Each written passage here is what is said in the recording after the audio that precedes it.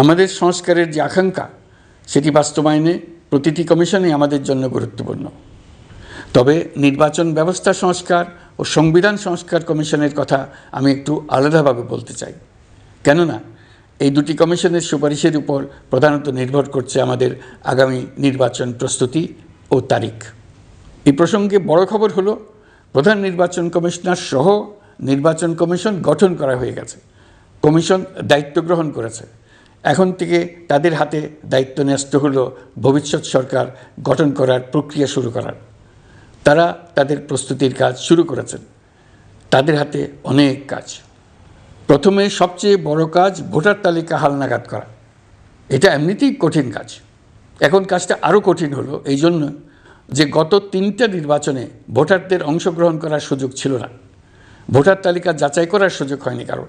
গত 15 বছরে যারা ভোটার হওয়ার যোগ্য হয়েছে তাদের সবার নাম ভোটার তালিকায় তোলা নিশ্চিত করতে হবে। এটা একটা বড় কাজ। ছাত্র জনতার অভ্যুত্থানের পর এখানে গলদ রাখার কোনো সুযোগ নেই।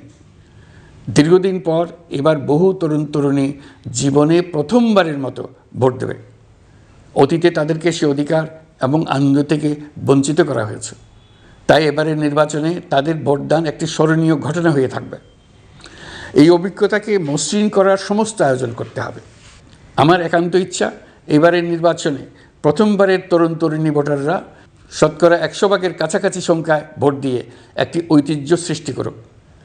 নির্বাচন কমিশন এবং সকল সামাজিক প্রতিষ্ঠান ও রাজনৈতিক দলের প্রতি আমার আহ্বান, সবাই মিলে আমরা যেন ওই লক্ষ্য অর্জনে নানা প্রকার সৃজনশীল কর্মসূচি গ্রহণ করি।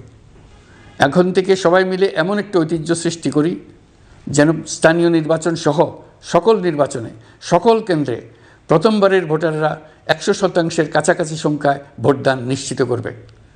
এটা নিশ্চিত করতে পারলে ভবিষ্যতে কোনো সরকার মানুষের ভোটাধিকার কেড়ে নেবার সাহস করতে পারবে না।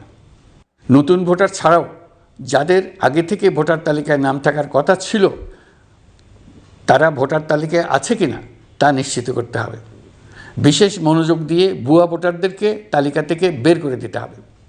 এবার আমরা প্রবাসী বাংলাদেশিদেরকে ভোট দেওয়া নিশ্চিত করতে চাই। অতীতে আমরা এই ব্যাপারে অনেকবার আশ্বাসের কথা শুনেছি।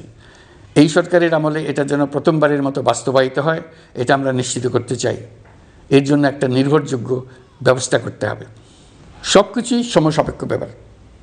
এর সঙ্গে যদি আমরা নির্বাচন প্রক্রিয়া আরও উন্নত করতে চাই, নির্বাচন সংস্কার কমিশনের সুপারিশমালা বাস্তবায়ন করতে চাই, তাহলে প্রয়োজনীয় সংস্কারের বিস্তৃতি ও গভীরতা অনুসারে নির্বাচন কমিশনকে সময় দিতে হবে।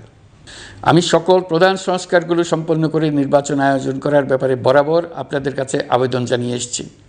তবে রাজনৈতিক ঐকমত্যের কারণে আমাদেরকে যদি অল্প কিছু সংস্কার করে ভোটার তালিকা নির্ভুলভাবে তৈরি করার ভিত্তিতে নির্বাচন সম্পন্ন করতে হয়, তাহলে 2025 সালের শেষের দিকে নির্বাচন অনুষ্ঠান হয়তো সম্ভব হবে।